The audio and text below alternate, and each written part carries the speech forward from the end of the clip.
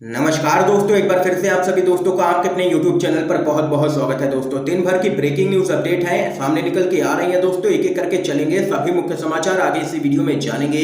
लेकिन दोस्तों खबरों की तरफ चलने से पहले आप लोगों से एक छोटा सा निवेदन है कि अगर आप लोग भी देश भर में नफरत फैला रही गोदी मीडिया का जबरदस्त तरीके से विरोध करते हैं तो अभी इस वीडियो को लाइक कीजिएगा, चैनल को फ्री में सब्सक्राइब करके बेल के आइकन को जरूर दबाइए दोस्तों, और कमेंट बॉक्स में कमेंट जरूर कीजिएगा।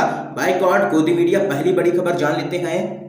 पश्चिम बंगाल शोले के डायलॉग से ममता बनर्जी ने मुख्यमंत्रियों से की है साथ आने की अपील। बोली है जो डरते हैं वो मरते हैं। आप लोगों को बताते चले, पश्चिम बंगाल की मुख्यमंत्री ममता बनर्जी ने विपक्षी दलों के मुख्यमंत्रियों से साथ आने और केंद्र के खिलाफ आवाज उठाने की अपील की है। ममता बनर्जी ने 70 के दशक की मशहूर फिल्म शोले का डायलॉग बोलते हुए कहा है कि निरंकुश सरकार के खिलाफ आवाज उठाएं, जो डरते हैं वो मरते हैं।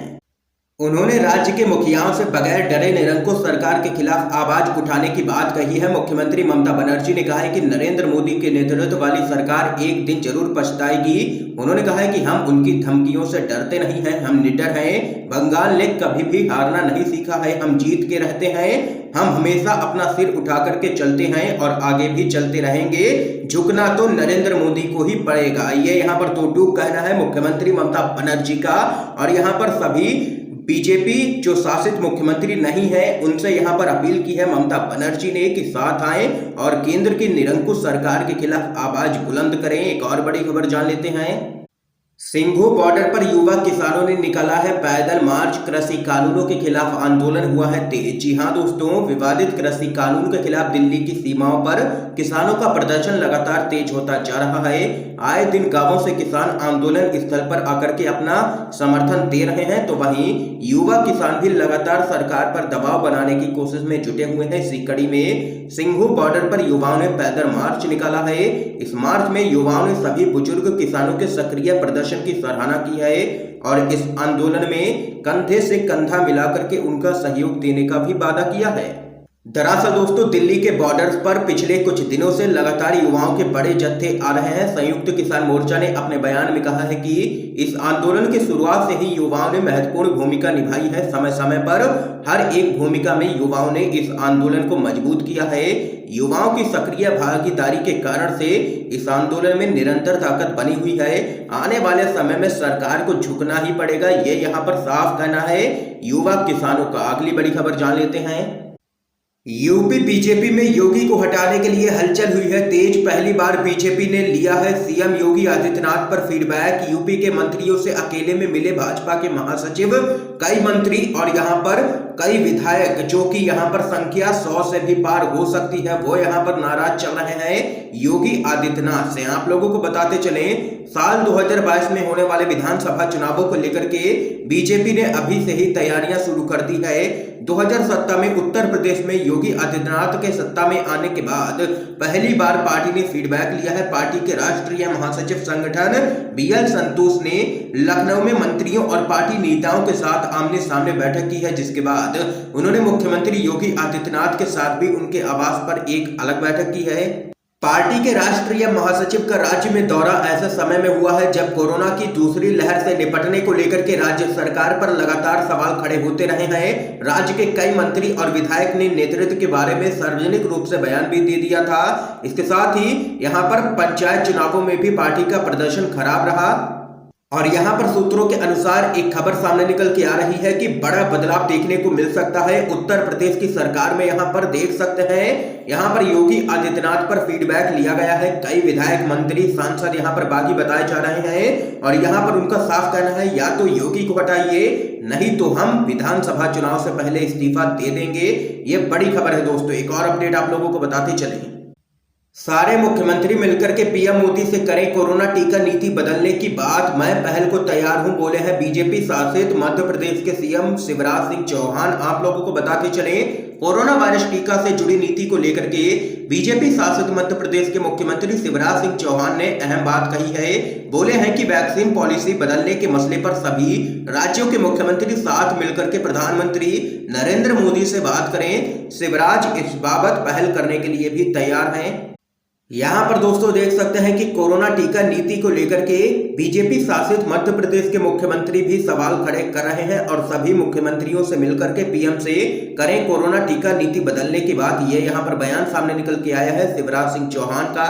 एक और बड़ी खबर है सामने निकल के आ रही है दोस्तों, रामदेव के विरोध में आज काला दिवस मना रहे हैं रेजिडेंट डॉक्टर्स। बोले मरीजों को नहीं होगी कोई भी परेशानी। आप लोगों को बताते चलें कोरोना वायरस का मुकाबला कर रहे देश में आज हजारों डॉक्टर्स काला दिवस मना रहे हैं और यहां पर लगातार रामदेव की गिरफ्तारी की मांग की जा रही है। देश भर के डॉक्टरों की तरफ से आईएमए पहले ही 1000 करोड़ का कानूनी नोटिस भेज चुका है रामदेव को, जिसको लेकर के पहले ही रामदेव की मुश्किलें बढ़ी हुई हैं और कानूनी तौर पर भी रामदेव बुरी तरीके से फंसते नजर आ रहे हैं। अब यहाँ पर देश के डॉक्टरों ने पीपीई किट पर काली पट्टी बांध करके काम करना शुरू कर दिया है और यहाँ पर कहा है कि मरीजों को इससे कोई भी परेशानी नहीं होने देंगे। लेकिन यहाँ पर जब तक रामदेव माफी नहीं मांगते हैं या फिर केंद्र सरकार उन पर कार्रवाई नहीं करती है तब तक हम ऐसे विरोध दर्ज करवाते रहेंगे। एक और बड़ी खबर आ रही है सामने निकल के, कोरोना टीकाकरण गैर बीजेपी मुख्यमंत्रियों को केरल के मुख्यमंत्री विजयन का पत्र, केंद्र पर दबाव बनाने को कहा है। साथ आए आप लोगों को बताते चले केरल के मुख्यमंत्री पिनराई विजयन ने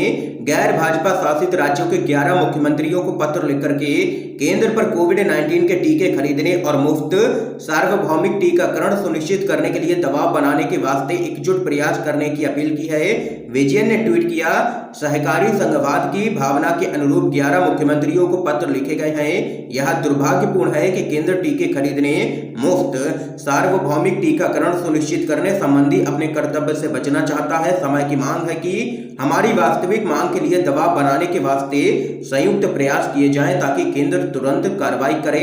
यह यहाँ पर कहना है केरल के मुख्यमंत्री पिनराई विजयन का। एक और बड़ी खबर जान लेते हैं दोस्तों, कांग्रेस के नेता सचिन पायलट बोले 7 साल के कार्यकाल पर माफी मांगे केंद्र सरकार, लगाए हैं ये गंभीर आरोप। जी हां दोस्तों, राजस्थान कांग्रेस के पूर्व अध्यक्ष सचिन पायलट ने केंद्र सरकार से 7 साल का कार्यकाल पूरा होने पर माफी मांगने की मांग की है। पायलट ने कहा है कि मौजूदा हालात को लेकर के केंद्र सरकार को माफी मांगनी चाहिए। पायलट ने अपने बयान में कहा है कि जो हालात आज देश में है वो किसी भी सभ्य समाज के लिए असंतोष पैदा करने वाले हैं। पायलट ने कहा है कि आज कोविड महामारी के दौर में चारों तरफ लाशों के ढेर लग रहे हैं। केंद्र की बीजेपी सरकार इस आपदा से निपटने में पूरी तरीके से विफल साबित हुई है। वैक्सीन, दवा, ऑक्सीजन और अस्पतालों में बेड समेत तमाम जरूरी चीजें और संसाधन पर्याप्त नहीं हैं और यहाँ पर पायलट ने कहा है कि पूरी तरीके से फेल साबित हुई है। हर मोर्चे पर केंद्र सरकार और प्रधानमंत्री मोदी को देश से माफी मांगनी चाहिए।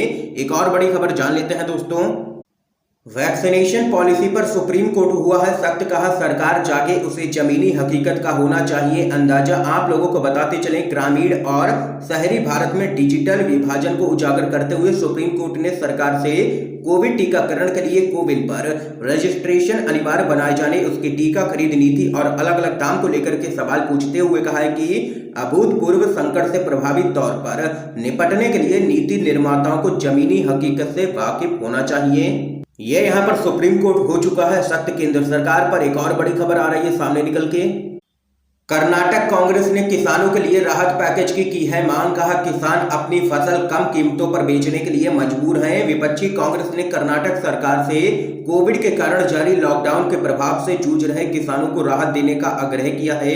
राज्य में महामारी को रोकने के लिए लॉकडाउन बढ़ा दिया गया है, इससे किसान अपनी फसल कम कीमतों पर बेचने के लिए मजबूर है। पार्टी की राज्य इकाई के प्रमुख डीके शिव कुमार ने यहां पर कहा है कि 27 अप्रैल को तालाबंदी लागू होने के बाद से 1 महीने में मांग और खपत में गिरावट के साथ किसानों और बागवानी उत्पादकों को भारी नुकसान हो रहा है क्योंकि वे अपनी उपज कम कीमत पर बेचने को मजबूर हैं। इसलिए किसानों के लिए राहत पैकेज की मांग की है कर्नाटक कांग्रेस ने।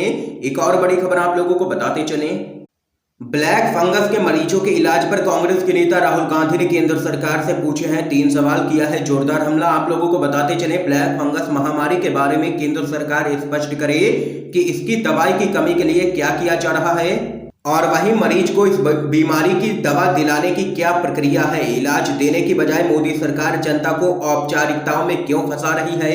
ये यहाँ पर राहुल गांधी ने 3 प्रश्न पूछे हैं केंद्र सरकार से। एक और बड़ी खबर आप लोगों को बताते चलें, प्रियंका गांधी की शिक्षा मंत्री से अपील, छात्रों की जान जोखिम में न डालें, 12वीं की परीक्षा पर करें तुरंत पुनर्विचार। कांग्रेस की महासचिव प्रियंका गांधी ने केंद्रीय शिक्षा मंत्री रमेश पोखरियाल निशंक को पत्र लिखकर के कोविड महामारी के कारण सीबीएसई 12वीं की बोर्ड परीक्षा आयोजित करने के फैसले पर पुनर्विचार करने का आग्रह किया है। सीबीएसई ने अभी तक 12वीं कक्षा की बोर्ड परीक्षा आयोजित करने पर अंतिम फैसला नहीं लिया है। केंद्र जल्द ही इस मामले पर अंतिम फैसला ले सकता है। ये यहाँ पर आज के समय की तमाम बेहद बड़ी खबरें थी दोस्तों, जो हमने आप लोगों तक पहुंचाई हैं यू&वीटीवी के माध्यम से।